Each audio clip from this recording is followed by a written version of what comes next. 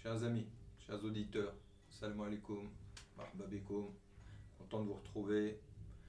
Aujourd'hui, nous retrouvons avec notre ami Abdelkader Ben Arab, auteur, conférencier, intellectuel engagé, un livre qu'il a écrit assez récemment, en 2013, il n'y a pas très longtemps, un peu plus de 2 ans, qui se présente sous la forme d'un roman et qui va traiter de la bataille de Sétif.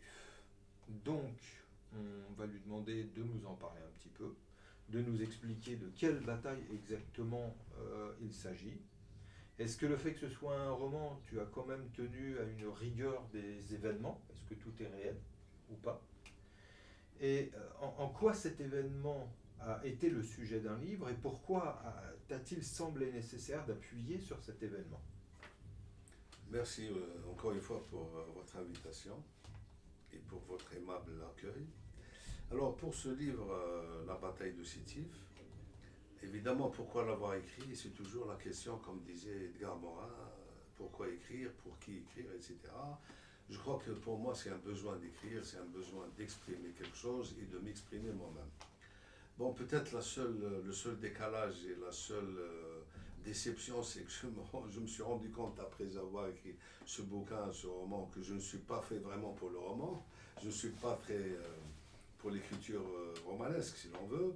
Pas romancier oui, de nature. Je ne suis pas vraiment un romancier de nature, parce que ça demande beaucoup d'efforts, beaucoup de travail, je suis plus à l'aise dans l'essai que dans le roman, d'une manière générale. Néanmoins, ce roman que j'ai écrit, qui a une base, qui a un fond historique, n'est pas totalement coupé de la réalité, parce que par définition,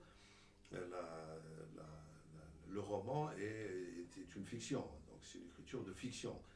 Mais la fiction ne veut pas dire qu'on est carrément coupé, qu'on est loin de la réalité. On se base toujours sur des faits réels, sur des événements qu'on peut travestir, qu'on peut changer, qu'on peut modifier selon notre regard et selon nos sensibilités et notre façon de voir le monde. Voilà.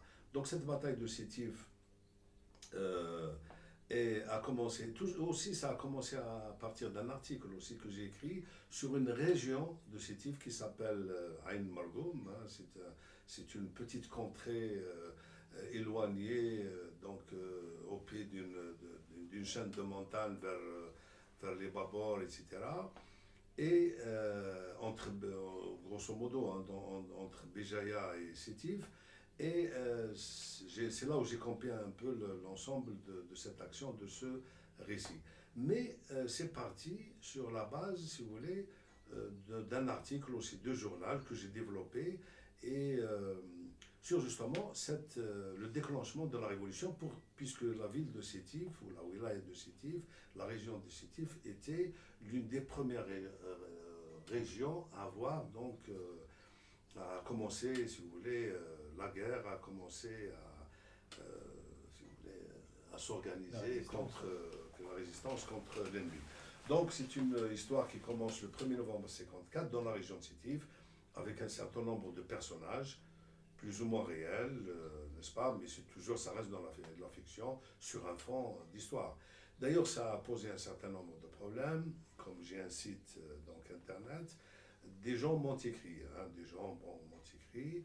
notamment certaines personnes m'ont écrit, je crois, de Toulon, dont un officier supérieur, je crois de grade général, qui a parlé, donc qui m'a dit dans un message que ce récit, ce roman est un vrai roman, donc c'est un roman qui se lit bien, seulement il est truffé de mensonges, c'est un tissu de mensonges. Je lui dis, vous avez donné la bonne définition du roman. Le roman, ce n'est pas vraiment la réalité, donc j'ai la liberté, la souveraineté de moduler un peu mes écrits, mes histoires, etc. Voilà. Sinon, dans l'ensemble, on reconnaît aussi, il y a un aspect, il y a une dimension qui est très importante, c'est la ville, comment j'ai décrit la ville de Sétif, avec les anciennes ruelles, donc portant les noms, maintenant ça a été débaptisé depuis, des noms français, par exemple, autour de la rue principale de Sétif, autour de la rue Constantine, du passage Paolo. C'est marrant que tu cites la rue de Constantine, Parce que René Guénon, quand il est parti s'installer en Algérie pour enseigner, a enseigné dans un établissement qui était rue de Constantine à Sétif. Voilà, dans la rue de Constantine, c'est la rue principale qui coupe, si l'on veut, la ville en deux, d'est au nord, le nord et le sud. Et elle va dans le sens de l'ouest à l'est. Vous voyez, c'est la rue principale, c'est la nationale 5 qui a été plus ou moins maintenant. Il y a beaucoup d'autres routes qui sont importantes, il y a des autoroutes, etc. Mais avant, c'était la seule route, c'était le passage obligé. C'est la raison pour laquelle René Guénon, donc, l'a cité comme rue très importante et incontournable. Où il a même enseigné. Bien sûr, où il a enseigné, donc c'est un épisode très connu. Alors donc cette bataille, elle se passe en quelle année? Est-ce qu'elle est réelle, elle, ou elle est fictive? Alors, c'est la bataille de 1954, donc c'est le 1er novembre 1954, le déclenchement de l'insurrection. Donc c'est les premiers mouvements, les premiers, si vous voulez, oui, les premières oppositions, les premières résistances, avec bien sûr des événements importants qui sont quelques attaques de casernes, c'est-à-dire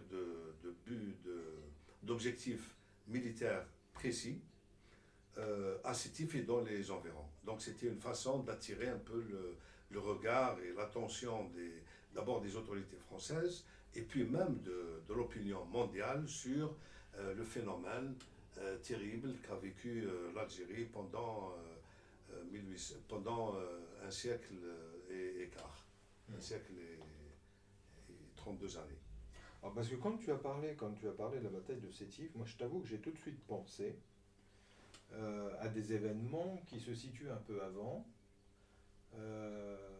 et qui sont les fameux massacres de Guelmar, Herata et Amoucha à côté de Sétif et qui font écho à un événement triste qui n'est pas si lointain puisque nos parents l'ont vécu et où les Algériens sont descendus dans la rue pour crier Tahia al-Jazair, vive l'Algérie, qu'ils pensaient libre, suite aux promesses que la France avait faites si les indigènes aidaient la France à la libérer de l'ennemi allemand, nazi.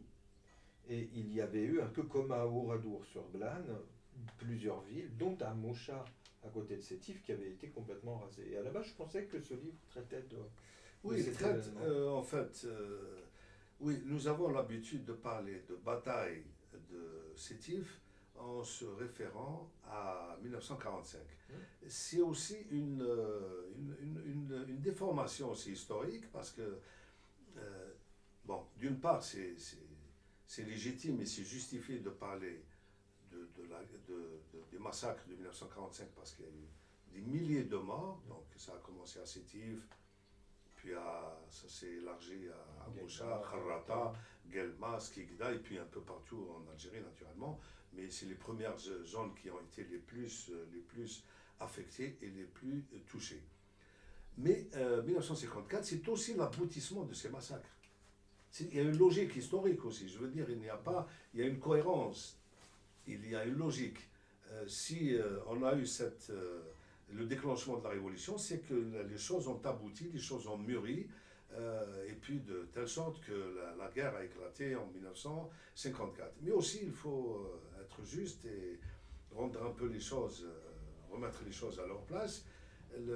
Les batailles, ou si vous voulez, les massacres en Algérie ont commencé en 1830. Je veux dire, pas seulement en 1954, même si c'est un groupe de politique qui a voulu plus ou moins accaparer l'histoire et écrire l'historiographie en fonction de ses clans et de ses intérêts, a voulu focaliser toute l'attention historique sur 1954, mais il faut remonter en 1830 pour retrouver un nombre considérable de morts, des résistants, de la famine, des exactions, etc. Depuis 1830, on compte à peu près, je crois, jusqu'en 1962, quelque chose comme 7 à 8 millions selon certains historiens, 7 à 8 millions de morts. Donc il ne faut pas se couper de la réalité et ne traiter que, par exemple, du 8 mai 45 ou de 1954.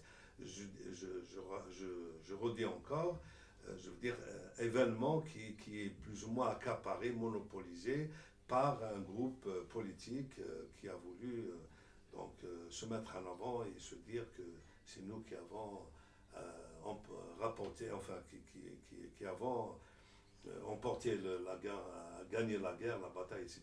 Mais ce n'est pas vrai.